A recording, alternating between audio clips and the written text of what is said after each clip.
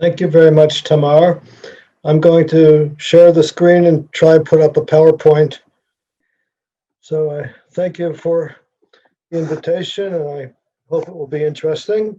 And as Tamar said, if you have questions in the course of the lecture, please do submit them via chat, and I'll leave time for them towards the end. As Tamar said, I usually work in the Second Temple period. Working in the Second Temple period entails working with modern historians of the Second Temple period. And now and then you come up with something which has value, I hope, of its own. You can tell me at the end. Today I'm going to be talking about the interrelationship of the three figures you see on the opening slide of this presentation. On the left, there's a picture of Antiochus Epiphanes, the Seleucid kingdom based to the north of the land of Israel, the Syrian-based kingdom, who in the early 160s BCE imposed decrees against Judaism. On the right, you have a picture of Rabbi Samson Raphael Hirsch of the neo-Orthodox community in Frankfurt, as it's known. I'll be talking about an historian who came out of that circle. And in the middle, you have a picture, a page more or less random from Der Stürmer, the Nazi newspaper in the 1930s, of which every issue had on the bottom of the page the slogan that the Juden sind unser Unglück, the Jews are our misfortune, our catastrophe. So we will get into the topic, and I will show you how these things have to do one with another. The main historical issue of ancient history I wanted to address today is basically are two things which happened in the 170s and the 160s BCE, two separate historical episodes, or one. What is the relationship of the Hellenization in Jerusalem, which was initiated by Jews in Jerusalem in the 170s BCE, when we start finding Greek-speaking Jews in Jerusalem, Jews with names like Jason, Menelaus, Alcimus, Jews who are founding a gymnasium or gymnasium in Jerusalem, where they give Greek culture. It's a place where there's education and of all sorts, including sports, which is the way the word remains with us today. There's all sorts of Greek culture is being taught there. We read about the abstention from circumcision by these people. They thought that that was something which was made the Jews too different from others. And in a general way, the way the first and the second book of Maccabees put it, we have Jews who are interested in adopting Greek ways, Hellenica, whatever those things were. The books look at them as a conglomeration of practices which characterize Greeks, who were the typical and the most respectable non-Jews of the era. That's in the 170s, beginning with the rise to power of Antiochus Epiphanes in 175 BCE, which, by the way, is where the stories in both First and Second Maccabees begin. A few years later, in the 160s, we hear of persecution. We hear of violent steps undertaken by the Seleucid kingdom against the Jews, especially in Jerusalem, but throughout Judea. It begins with robbing of the temple, already in 169 BCE, and later we hear of formal decrees which are promulgated by Antiochus in Judea. And again, most of what we know pertains to Jerusalem, but they were said to be all through Judea. They included a coercion, forcing Jews to eat forbidden foods on pain of death if they refused, forcing Jews to participate in idolatrous cult on pain of death if they refuse, a prohibition of Sabbath observance, and people who get caught doing it can be killed, burning of Torah scrolls, prohibition of circumcision, and all of that is accompanied by martyrdom. Jews who were in fact killed either because they demonstratively violated these decrees or because they got caught trying to violate these decrees in private. And the question is, what's the relationship between what the Jews were doing in the 170s and what the king was ordaining in the 160s? It's an historical question. We somehow assume there must be some relationship between them, but there are different actors, and there's obviously a very different quality of the activities between the things in the 170s where those Jews who want to are choosing to do the things they want to do, and the 160s where the king is forcing people to do things they don't want to do and imposing a death penalty on those who refuse. So what's the relationship between them? And I'm going to be following the debate about this question in the 1930s, in the 1930s, the 30s of the 20th century, particularly apropos of an article which appeared in 1938. As you see here, I bring the opening of the article here by Isaak Heinemann, who is a professor in Breslau, and I'll be talking a good bit about him as time goes on, who published in 1938 an article with a somewhat careful title, Wer veranlasste den Glaubenswandel der Makkabäerzeit? Who occasioned, who brought about? The word veranlassen is a little bit vague. It doesn't specifically mean cause, it's rather bringing about, catalyzing, occasioning. And that's the question, who occasioned this? And the article begins with the text which I brought down here on the bottom in English. That the persecution of religion by Antiochus Epiphanes poses a special problem for scholarship. The attempt to force the Jews not only to violate a few religious laws, but also to give up their religion as such is unique in antiquity and seems to be incompatible with the tolerance of pagan religions. So we have an historical question. A king did something in the 160s, which seems to be very unique. It seems to be incompatible with the tolerance which typifies pagan religions, and we understand it's logical that a pagan religion which doesn't claim that any particular deity is the only deity, we would expect it to be tolerant of other religions as well. Why not? Oh, how did I get to the end already? Something went wrong here. Sorry. Get back here. So here we are. This is the question he poses at the beginning of his article, which appears, as you see, in 1938. And I don't have to tell you that writing an article in a Jewish journal in 1938 probably entails some context. Heinemann's article was a response to a book which appeared the preceding year, a Jewish publisher, the Schocken Verlag in Berlin, written by Elias Bickermann. Sometimes his name has two N's at the end if he's writing in German, sometimes one N at the end if he's writing in English, as he eventually did mostly when he became a professor in Columbia. And he published in 1937 a book in German entitled The God of the Maccabees, Studies of or on the Meaning and Origin of the Maccabean Revolt. He published in 1937, and Heinemann's article is basically a response to Bickerman. And this is the debate I want to discuss. Bickerman was a very well-known scholar. He was born in the end of the 19th century. He was in Germany for his studies, fled to France, eventually made his way to the United States, where he was in Columbia University, and he lived out his life in New York, although I wrote here in parentheses, as a matter of fact, by some sort of a matter of chance, he happened to die in Jerusalem in 1981 on a visit. But he was basically in New York in the last several decades of his life. He's a very well-known scholar of antiquity, both of Greco-Roman antiquity in general, and specifically of Jewish and Christian antiquity in particular. And here I wrote a list of his books. This book I was just referring to, The God of the Maccabees, The Institutions of the Seleucids, 4 Strange Books of the Bible, collected studies in 3 volumes on Jewish and Christian history, Chronology of the Ancient World, which came out in several languages and several editions, a posthumous work, The Jews in the Greek Age, and then again, a few years later, somebody else put out all of his studies again on Jewish and Christian history in 2 huge volumes, which also include an English translation of his book, The God of the Maccabees. So he's a pretty well-known person. And there's lots of studies about him, and here I just refer you to a book written by one of our fellow residents in Jerusalem, Professor Albert Baumgarten, emeritus from Bar-Ilan University, who was a student of Bickerman, published a whole book about him, Elias Bickermann, as historian of the Jews. Heinemann's article was a response. Heinemann is much less known.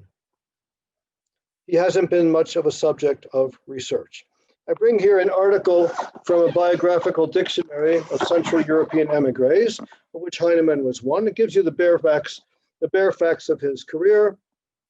Born in 1876, died in Jerusalem. He was Jewish. His father was Dr. Heinrich, who was a Jewish scholar and he's Orthodox.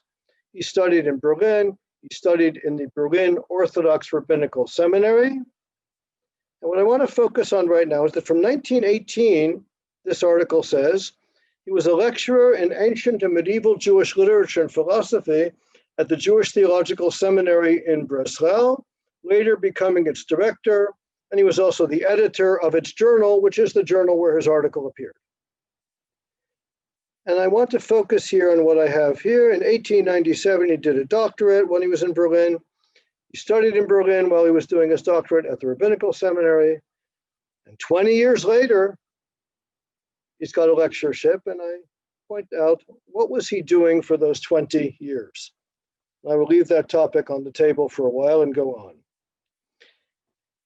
His bibliography, the things he wrote 12 books, 155 articles. I put some of the main things here. Here's a picture of him. Maybe some of the old timers, or if any old timers are watching this, might remember him from Jerusalem.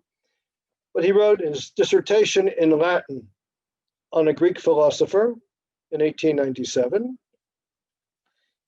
He wrote 2 big volumes on a Greek philosopher, Posidonius, which appeared between 1921 and 1928. He was the editor of several volumes of translation of the works of Philo, the Jewish philosopher of Alexandria. He was the editor and the translator of 5 of these volumes, which appeared between 1909 and 1938. In other words, already in the period of time I asked about before, what was he doing between his doctorate and getting his position in Breslau? He wrote a major summary work, synthetic work about Philo's Greek and Jewish culture. He was the editor of the journal we talked about before, where his article appeared. When he eventually came to Palestine in 1939, he started writing more in Hebrew. He published Darchei Haggadah, the sort of synthetic work of the way the Haggadah is structured and does its business. And later, posthumously, his work Ta'amei Mitzvot B'Sifrut Yisrael, a book about the reasons for the mitzvot, for the commandments, came out. And subsequently, it also appeared in English. This is Heinemann's oeuvre. It's a very impressive collection of work. And he is much less well known than Bickerman. Let's now start talking about the ancient topic and see how Heinemann and Bickerman related to the topic. This is the problem. This is basically the problem that Heinemann talked about at the very beginning. Antiochus's decrees against Judaism constitute a crass deviation from what's expected from rulers in general and from polytheists. Rulers want their subjects to be happy. Rulers want their subjects to be calm. They want them to be quiet and paying taxes and minding their own business. And when you provoke them by imposing decrees against their religion, you're asking for trouble. Why should a ruler do that? That's a problem. All the more so, why should a polytheist do that? Because as I said before, polytheists are supposed to be tolerant. Why not? One more god here or there, one more cult here or there, shouldn't matter too much. This is a question. What made Antiochus do this? And I bring here some alternative answers. Jewish tradition gives a very simple answer. Greeks are wicked. Anybody who familiar with the Al Hanisim prayer, which is said all the time during the holiday of Hanukkah, they know Malchut Yavan Harsha'a, which means don't ask questions. They did it because they're wicked, and wicked people do wicked things. It's not a very historical answer. We know lots of things about the Greeks. Sometimes they were wicked, sometimes they weren't, but they did things frequently for reasons, and historians are usually not content to accept the explanation. If somebody did something to somebody else, it must be because he was wicked. There probably was some other point of view. A very popular explanation in Israel today was suggested for the first time in 1954 by a professor in Jerusalem, Avigdor Cherikover, or in English, Victor Cherikover, who published an article which eventually became a chapter in his book on Hellenistic civilization and the Jews.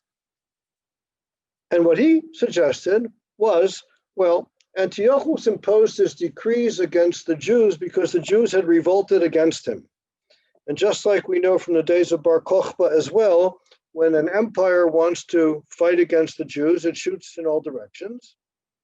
So too, Antiochus was faced with a rebellion. This is a major innovation. Most of you probably grew up like I did with the assumption that Antiochus imposed decrees against Judaism, and therefore the Jews rebelled. And Cherikover came up with the theory that actually the Jews rebelled first, and Antiochus imposed his decrees as a response. And if you want to know, well, why were Jews rebelling? The answer was because the Jews wanted sovereignty. It was a nationalist Jewish revolt. I'm not going to go into the underpinning of Cherikover's theory. It's basically founded on a very close reading of 2 Maccabees chapter 5. And you can do that yourselves, or you can read Cherikover's chapter on the topic. I simply want to point out that his suggestion had a very clear context. Why did it occur to a professor in Jerusalem in 1954? Well, he's writing this, he's publishing this a few years after what's known in Hebrew as the War of Liberation. I bring here just to show you the tables of contents of two successive editions of Cherikover's work on the Jews in the Hellenistic period. In the first edition in 1931, he's got a chapter called Hatnuah Halu'umit, the national movement, which sounds like the 1930s, Hatnuah Halu'umit. And after that, he's got the Hasmonean period. In the second edition, which was published in 1963, but he actually died in 58, and the English version of this came out in 59, he's got a chapter called Milchemet HaShichrur, the War of Liberation. Now, you can't write Milchemet HaShichrur in Israel in the 1950s without thinking of Milchemet HaShichrur of 1948.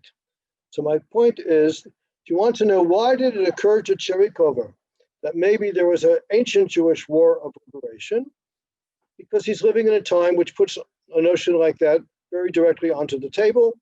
And it occurred to him, maybe that's what happened in antiquity as well. I want to emphasize before I go on, and I'll revert to this at the end, he didn't stop with that idea. He looked for evidence that it was the case. My point is simply it occurred to him in the context in which he lived. In 1937, in his book on the God of the Maccabees, what Bickerman suggested was that Hellenistic Jews, who we saw beginning in the 170s, enlisted the royal power to push their fellow Jews into the modern era of their day. Namely, Hellenistic Jews who were interested in adopting Hellenistic culture themselves and were setting up a gymnasium and were speaking Greek and were giving their children appropriate education and appropriate names and stopping circumcision, were frustrated that their movement wasn't gaining more supporters among other Jews. And therefore, they went and convinced the king that with a little bit of pushing, other Jews as well would be willing to enter the modern age, as it were, and become Hellenistic as well. And here again, the context is clear. Bickerman is thinking of modern liberal Jews who are thinking about how to deal with modern traditional or modern Orthodox Jews. Bickerman does this himself in the course of his book. He refers to German reformers of the 19th century as something of an analogy to the way he thinks of the Hellenistic Jews of Jerusalem of the 170s and the 160s. Professor Baumgarten, in his book about Bickerman, suggests furthermore that he might also have been thinking of liberal Jews, reforming Jews in Russia in the 19th century. Bickerman came originally from Russia, and there were similar things there as well. And Baumgarten makes the argument that they were the kind of people in the back of Bickerman's mind when he was thinking about how to imagine Hellenizers in Jerusalem in antiquity. Excuse me, I just did. Heinemann, in contrast, in responding to Bickerman, says, no, that's not the case.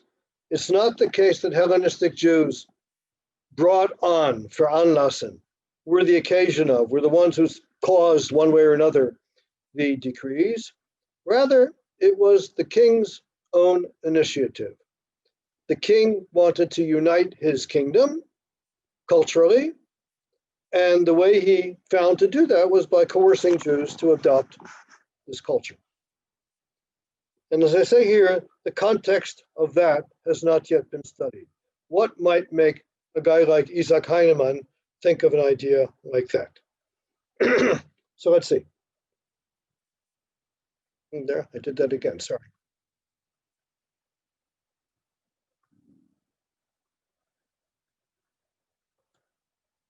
Here we are. Here you have Bickerman's statement of his thesis. In the very introduction of the book, he says the aim of this book is a purely historical one. The task is to determine the sequence of events we usually call the persecution of Antiochus. Yes, here he's already coming out. They're usually called the persecution of Antiochus, and to make this series of events comprehensible. The religious persecution was neither an accident, so don't just say it just happened, nor did it arise out of the spirit of paganism. On the contrary, rather, it originated among the Jews themselves, or to be more exact, from a party among the Jews who aimed at a reform of the ancestral faith. That reform was to lead to the rejection of the belief in the uniqueness of God. This is the thesis he puts out in the book. He puts it up front, and the chapters of the book are meant to justify that thesis. Heinemann, in his article of 1938, has three main responses to this thesis. And what I'm going to do and what comes from now on is to analyze these three responses. The first is, no, Antiochus wanted to unify his kingdom. Don't think that the initiative was brought to him by others for their reasons. He had his own reasons. Moreover, as for the reason that Bickerman suggested, namely that Hellenistic Jews pushed the king into doing this, Heinemann insists that even Hellenistic Jews would not attempt to coerce other Jews to violate, there's an extra D there, to violate Jewish religious laws. The word he uses for those are Religionsgesetze. There's an extra T there at the end. I don't know how that happened. At most, they might encroach upon popular Jewish practices, which he calls Volkssitte, the Sitte of the folk, popular things that Jews do that were not anchored in Jewish law. Nevertheless, at the end of his article, Heinemann says, it is true that the Jews' representatives to the Seleucid monarchy gave it the impression that it would not be difficult to stamp out Judaism. These are his three theses. They go together. The first one says Antiochus wanted to. The third one says the Jews gave him the impression that it wouldn't be hard to do what he wants to do. And the second one is the negative half of the argument, that Bickerman's argument cannot be valid. It can't be that Hellenistic Jews would want to push other Jews into doing this.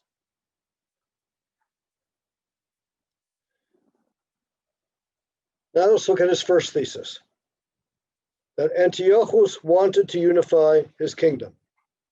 Heinemann says this very clearly early in his article, that he based his edict, the edict imposing restrictions on Judaism, that he, Antiochus, based his edict upon the notion of imperial unity is very likely. For the Seleucids, as opposed to the Ptolemies, namely the dynasty that ruled Egypt, for the Seleucids strove, if not precisely for a Gleichschaltung, nevertheless for the assimilation of the different cultures of the empire. The word Gleichschaltung, I have an asterisk. It means bringing into line, unification. Gleich means equal or at the same time. Schalter, you know, means a switch. Sometimes when there's strikes in Israel, they talk about who's going to turn off the schalter. Schalter is a switch. The term Gleichschaltung was originally used by electrical engineers for the ability to switch numerous electrical circuits on and off at the same time. Heinemann's main source that he depends on is First Maccabees, which says just what Heinemann says. Then the king wrote to his whole kingdom that all should be one people and that each should give up his customs. Heinemann says it says the king did it, doesn't say anybody else did it. Other sources talk about how the king enforced this decree. So why should we import somebody else. And you wonder why this is an important thesis for Heinemann. Other people had other theses, as we saw. This is in the sources. Why would Heinemann be so attracted to this? And I think it's the case that his use of the word Gleichschaltung indicates the context that suggests this to him. Here's a passage from Victor Klemperer's book on the language of the Third Reich, a book which appeared in several editions, originally in German. He created in this book a Latin term, the lingua tertia imperii, the language of the Third Reich, which he calls in English the language of the Third Imperial Period. The explicit mechanization of the individual himself was leapt up to the LTI. Its most characteristic and probably also earliest creation in this field is Gleichschaltung, the verb, which means to force into line. Just like if you turn a switch and all the lights in the entire street go on or they all go off, you can do this to people. Teachers in various institutions, various groups of employees in the judiciary and tax authorities, members of the Stahlheim and the SA, and so on, are brought into line almost ad infinitum. The word is horrendously representative of the basic attitude of Nazism, which he says is mechanization of the individual, making everybody subject to the control of a central authority.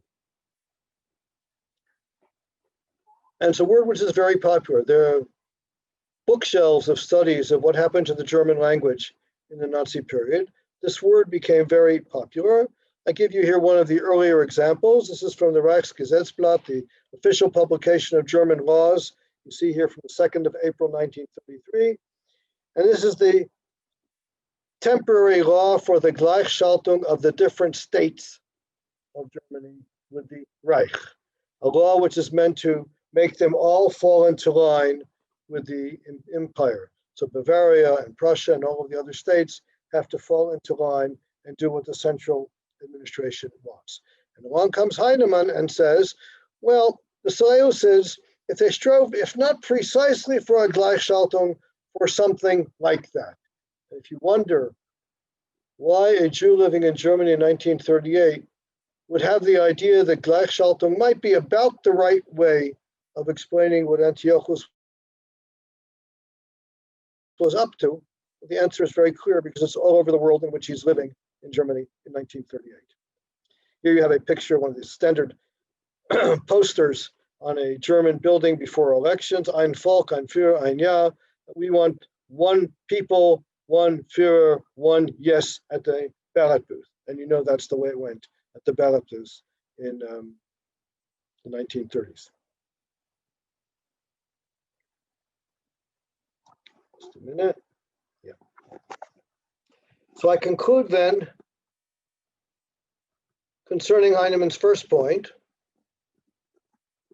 that Heinemann viewed Antiochus's pursuit of unity in light of Nazi Gleichschaltung in his own day and place.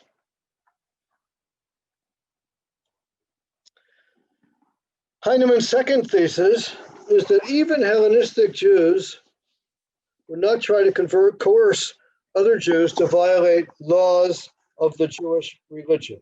And I emphasize this word. We're talking about laws, just like before I talked about the Gesetze. Here we have the word coming again. As Heinemann writes, insofar as the historical record completely reports what happened, distinguishes unambiguously between Jason's cultural political measures, which sharply opposed Jewish popular customs, Volkssitte, but opposed Jewish religious law, Religionsgesetz, again, the law of the religion, only to a limited degree, on the one hand, and Antiochus's decrees, which deliberately sought to abolish the Jewish religion. If you read that paragraph carefully, you see that for Heinemann, Jewish religion is equivalent to Jewish law. And if the Hellenistic reformers in the 170s were opposed to various Jewish practices. These practices were not part of Jewish law. They were popular customs, things which you could do or not do. And they don't really touch the essence of Jewish religion, which is defined by Jewish law. You see, he proceeds from Antiochus's decrees, which opposed Religionsgesetz, and that turns into being abolishing the Jewish religion. You wonder where that comes from. Well, here's an example, first of all. Even the founding of a gymnasium in Jerusalem did not violate Jewish law. It's important for Heinemann to emphasize that. Even the introduction of a gymnasium is not, as Bickerman thought, prohibited by Jewish gazettes, by Jewish law. And how does Heinemann prove that? He says a prohibition of a gymnasium is nowhere to be found in Jewish writings. That's a very, very pregnant statement. It means that you want to know what Jews are allowed to do, you have to see what it says in authoritative Jewish writings. Or here even goes further in Jewish writings altogether. If I turn that on its head, it would mean anything is allowed to Jews if it's not prohibited in writing in an authoritative Jewish source.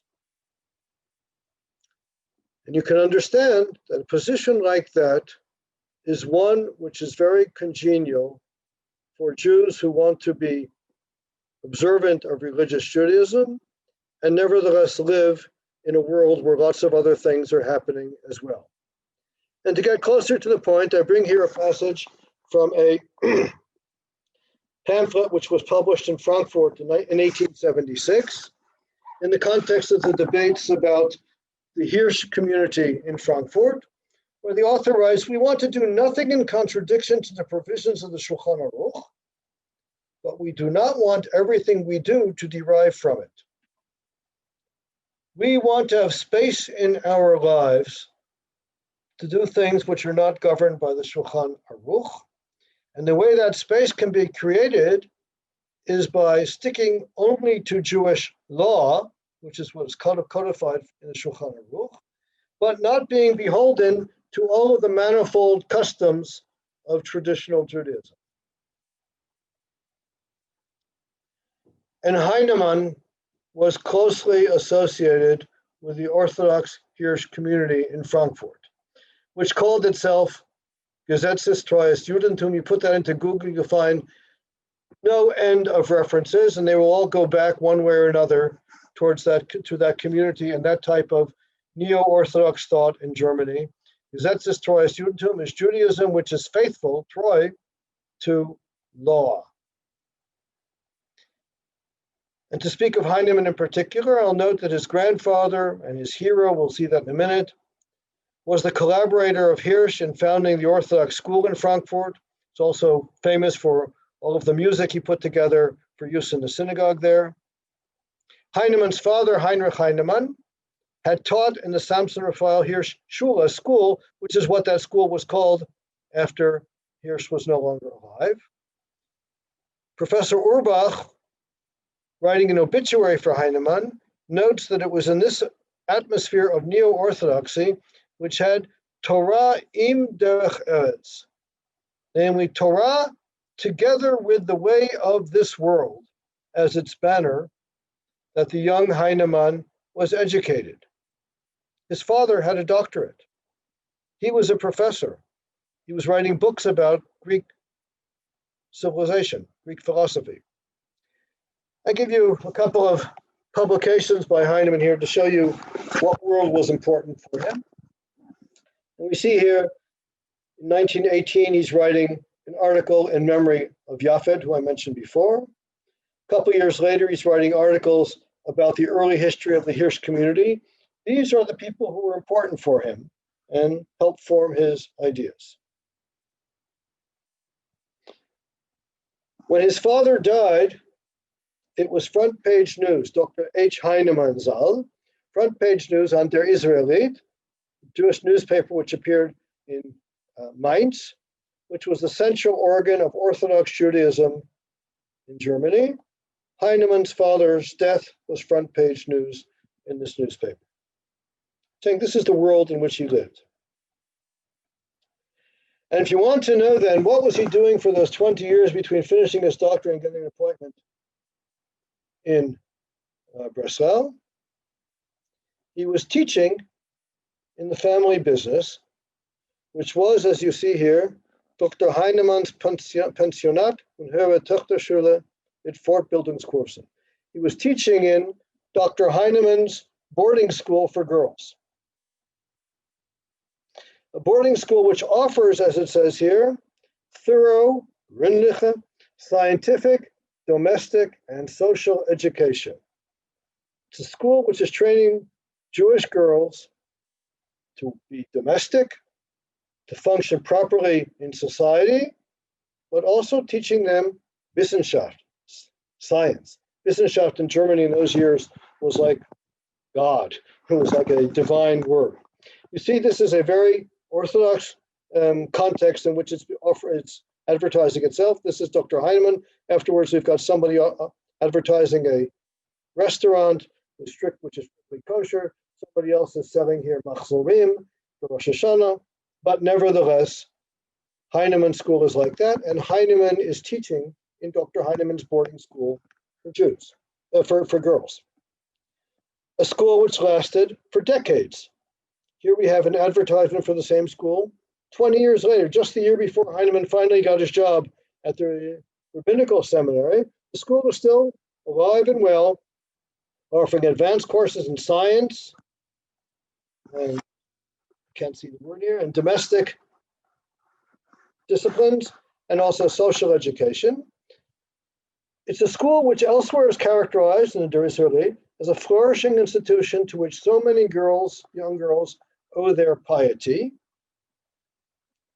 And Heinemann then is working in a place like this, which is combining Jewish piety with science, modern education, proudly calling itself Dr. Heinemann's school, not just Heinemann's or Rabbi Heinemann's.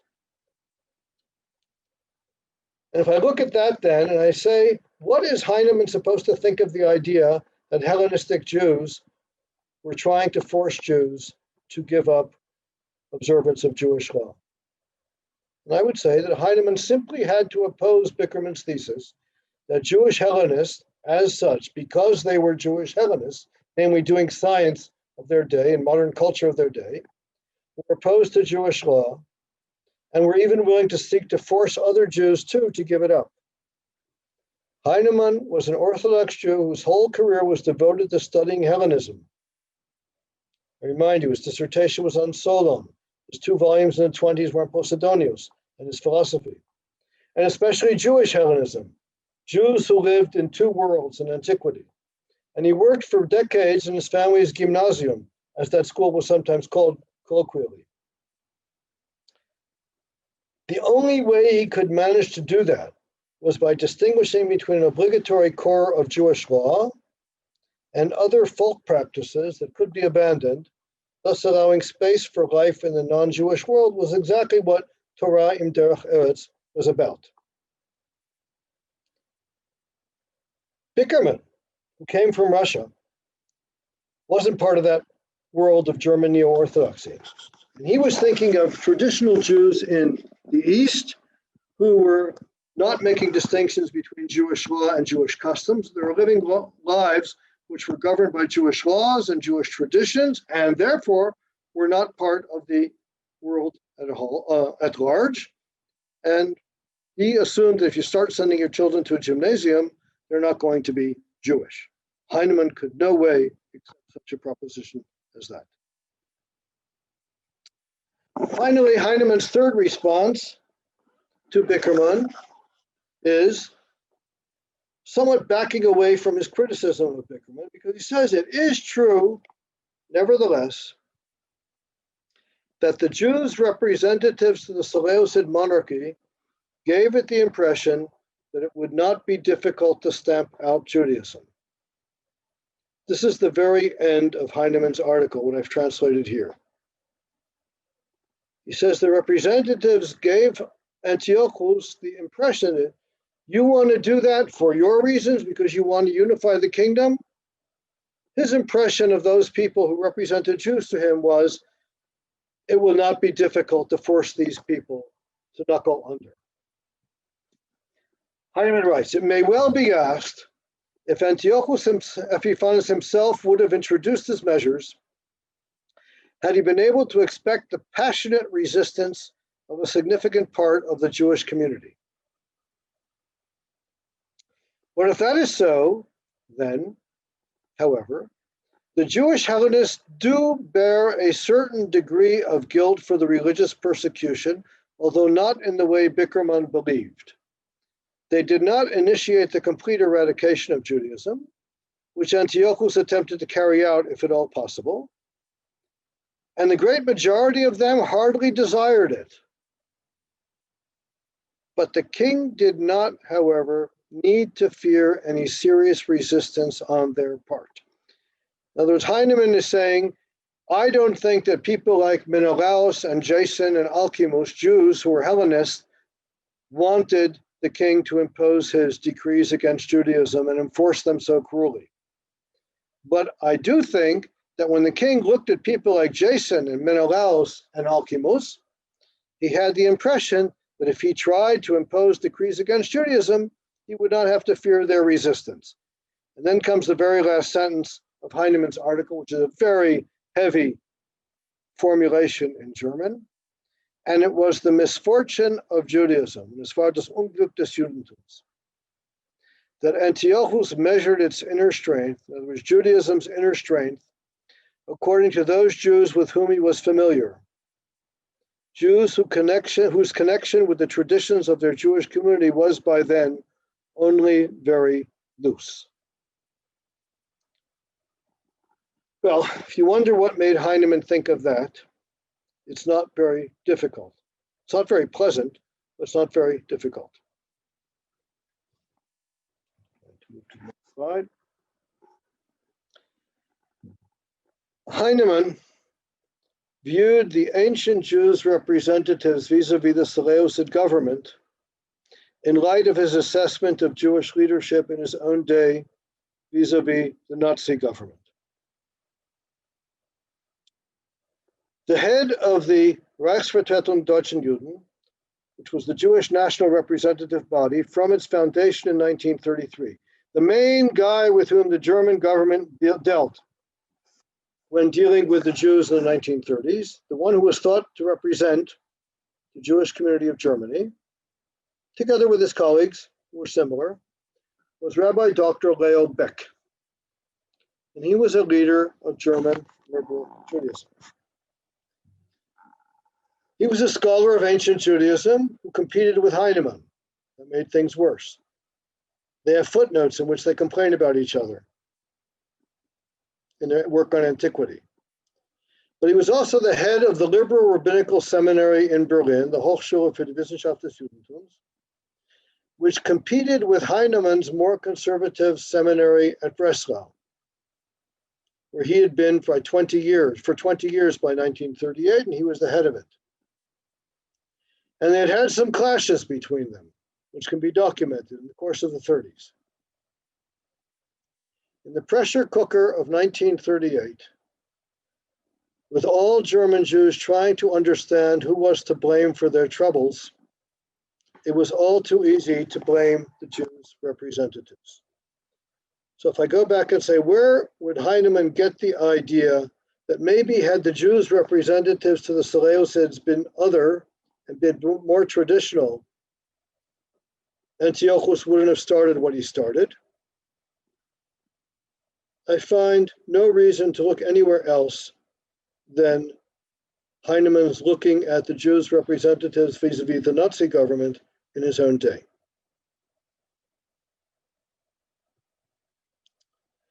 I will now make some concluding observations. The first goes under the rubric of a famous statement by Benedetto Croce, an Italian historian, that all history is contemporary history. If you take that sentence all by itself, what it means is whatever any historian writes about some other historical period is really only about his or her own period. But that's not precisely the case. I would say it is the case that all history is contemporary history, but history can also be history of the past. The conscientious, the successful historians are the ones who get their ideas from the present or from wherever they get them, but they're able to establish them responsibly on the basis of the past. Yes, it's true, historians live in their own times and circumstances. Cherikover did live in Jerusalem in the years following the War of Liberation. Heinemann did live in Germany in the 1930s. Bickerman came in from Russia, looked around, and wrote what he wrote on the basis of what he saw. Historians' constructions of what happened in the past are often inspired by their understandings of their respective present. The present gives us our ideas, it gives us our notions, our intuitions. And that's first of all necessary. Even if it weren't welcome, it would happen anyways, but it's necessary. But it is welcome, it's fructifying. It directs different historians' eyes to different sources. I mentioned, for example, before, 2 Maccabees chapter 5 is what Cherikover built his case on. Most historians had spent very little time with 2 Maccabees chapter 5 because they had no occasion to look for anything very special there. Since different historians live in different times and places, their context suggests that they look at different sources, or they look at the same sources from different points of view, and that's all very fructifying. But the route from inspiration to proof, the route from hypothesis, the good idea you had, and the thesis that you can try to establish must be followed with discipline, with responsible attention to the ancient sources, and that entails a good measure of self-awareness and self-criticism. You always have to ask yourself, wait a minute, do I really see something in the ancient sources, or do I just see it on my own street today, and I'm importing it into my understanding of the past? And finally, with regard to our particular issue, I would say that life is complex, and that different explanations are not necessarily mutually exclusive. And when I work on antiquity, which I wasn't doing today, I usually tend to believe that both national inspirations like Cherikover thought and also a cultural class like Bickerman thought played roles in touching off the rebellion against the Seleucid government in the 160s. I'll leave it there and say thank you, and I'm open to questions if there are any. Thank you very much. I think that definitely gave us a new way to look at the Hanukkah story and the decrees of Antiochus. If there are any questions, this is the time for the chat. There was one comment, I'm not sure at the moment what the context was. Terry said that not having your child circumcised is against Jewish law. I'm not sure if we know how to refer to that because I'm not sure. It's not exactly a question. Terry, if you want to rephrase, we can ask Professor Schwartz now. Okay. I can respond to that. Okay. Heinemann devotes a couple of pages to deny that claim. He claims that not having your child circumcised is certainly something not very welcome, not very approved, but it has consequences, but find a law that requires you to do it and says you have violated if you have not. He claims that's difficult. There have been some arguments about that. My impression is he went too far because his thesis required it, because it's definitely the case that the abstinence from abstention from circumcision is the most far-going specific act which is attributed to the Hellenizers, but he did his best to argue against that, and you're welcome to read it. Okay. Okay, so I want to thank you, Professor Schwartz, and thank you for the audience, the live one we see here on the screen, and anyone else who joined us. We hope to see you in a future event, and if not in the next few weeks, so happy Hanukkah as it's getting nearer to us. Good evening. Good evening. Somebody asked now about Leo Baeck. Right, yeah, sorry, just came up now. Leo Baeck survived the Holocaust until I believe the late 50s. I think I put the date of his death. He survived the Holocaust, he survived camps, and went on eventually to be at the Hebrew Union College, excuse me. I'm not sure if he ended up more in London or more at the Hebrew Union College in Cincinnati. You can check that.